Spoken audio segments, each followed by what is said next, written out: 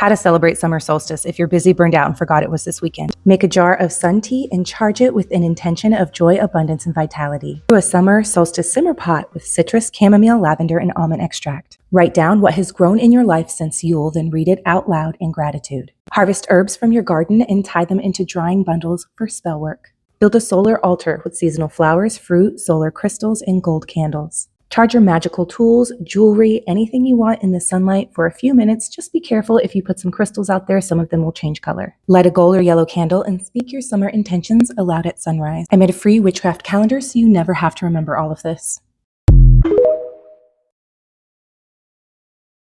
How to make sun tea. Making sun tea is the perfect way to celebrate the solstice. All you need to make sun tea is a glass container, tea, and water. Sun tea can be made with any type of tea. Green, black, herbal, whatever you prefer. I'm using cinnamon tea to speed up my manifestations. Use 1 tea bag for 2 cups or slightly more if you like your tea stronger. Grab a glass container. I'm using a mason jar. Don't use plastic as it will leach into the tea. Put the tea in the container before you pour the water. Don't make the same mistake I made. Pick an intention for your sun tea.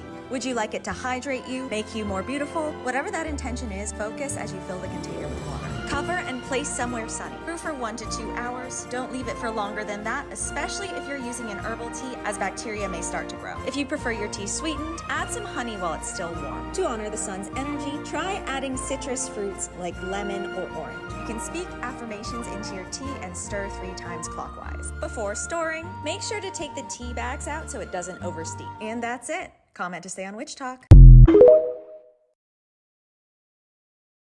The summer solstice, also known as Letha, is in a few days on the 21st of June. It's the longest day, the peak of the sun's power, and after this day, the light slowly begins to wane. Letha is a time for abundance, gratitude, and celebration. It's a day to honor the sun, which you can do by watching the sunrise, having a bonfire, eating solar-oriented foods like oranges or honey, making sun water, or dressing in gold, yellow, and orange. It's also a prime time to forage, get together with friends, spend time outdoors, and like many others, go to Stonehenge. If you would like a guided ritual for the solstice or to learn more about the celebration, comment the word solar and I'll send you the link to my YouTube video straight to your DMs.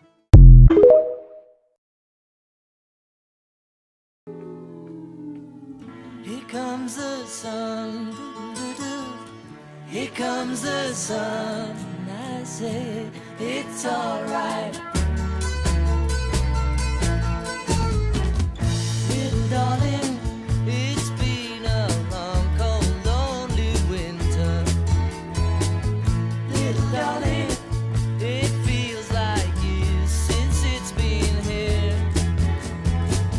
Here comes the sun, here comes the sun, I say it's alright.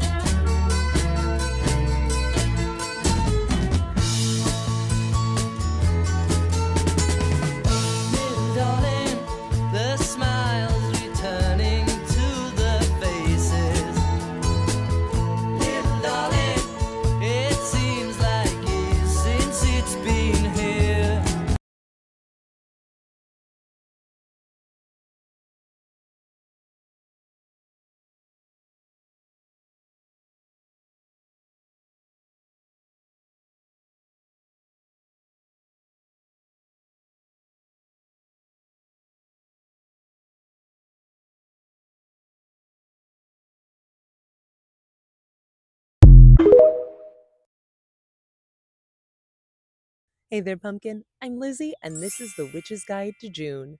The full moon is Tuesday the 30th, known as the Strawberry Moon. The new moon is Monday the 15th. Festivals this month include the Summer Solstice, Letha, and Midsummer.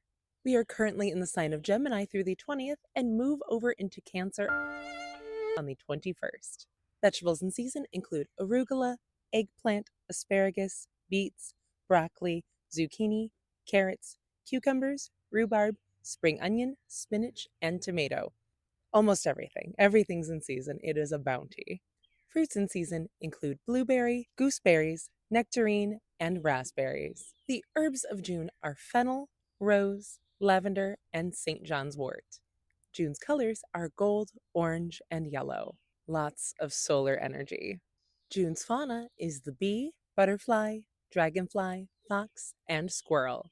June's magic and energy is all about beauty, joy, and fire. It is a solar energy rich time, the most in the Northern Hemisphere, actually. Fun witchy ways to celebrate June include cooking with fire. This could mean a barbecue, cooking over an open flame, or even just s'mores. Include as much fresh local produce in your diet as possible. This is a great way to take in the bounty of the earth, consume solar energy, and support your local economy. Eat outside as much as you can. Picnics, barbecues, even al fresco. Or my favorite, patio margaritas. And finally, light a bonfire and enjoy the outdoors as much as possible. This is the best weather of the entire year. All right, pumpkin, have a beautiful June. RIP to everyone with cottonwood allergies, but honestly, it's kind of beautiful.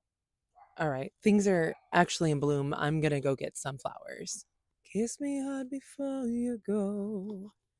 Summertime sadness.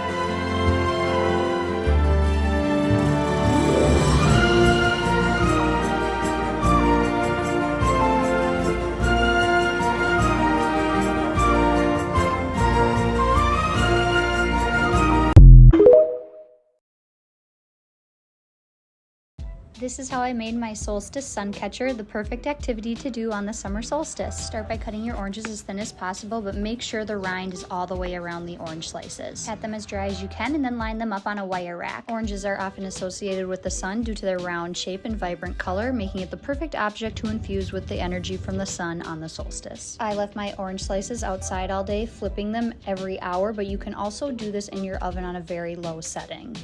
While those were drying, I went looking for a stick to hang my slices from, and lucky for me, my groundhog neighbor Gina loves to hoard sticks. Hey, can I borrow this?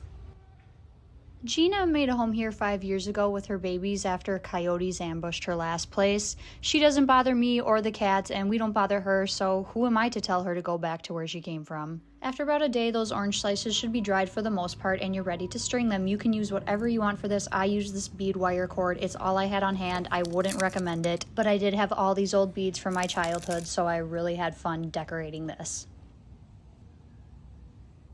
I used a needle to string through my oranges at the top and bottom. When I did it through the rind, I did notice it start to crack, so wouldn't recommend that either. But overall, this was a very easy and inexpensive craft.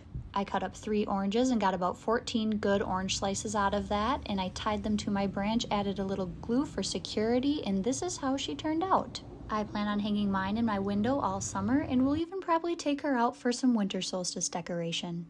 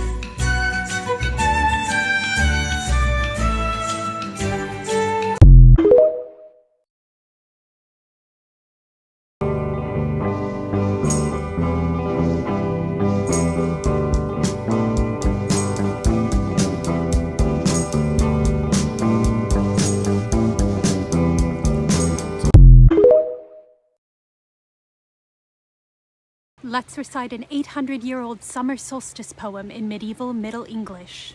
The first thing you'll notice are two letters that are now antiquated in the English alphabet. This beauteous symbol called thorn signifies the th sound, as in blaweth, springeth, the.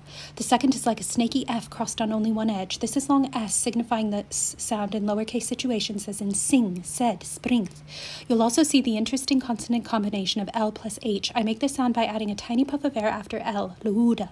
Let's discuss vowels. In Middle English, E's at the end of a word are most delightfully pronounced as a schwa, the sound as in lahuda, the, water. E in the middle of a word makes the long A sound as in said and made. U makes the long U sound as in ikumen, luuda, cuckoo.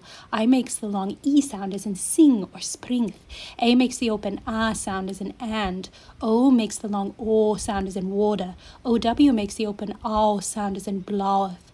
So, sumer is a kumenin, luuda sing cuckoo, blaweth said and blaweth med, and springth the water new. So, summer is a coming in. So, summer is coming in. Summer has arrived. Luuda sing cuckoo. So, the cuckoo bird is singing loudly, and the cuckoo bird is a bird that's really important to the European landscape and psyche. Blaweth said and blaweth med. Blaweth is to bloom, so the seeds are blooming and the meadows are blooming. And springth the water new. And the woods are springing forth anew, so all the little green leaves are coming in. Good day, I'm Bob the Necromancer, and today we're doing an unboxing.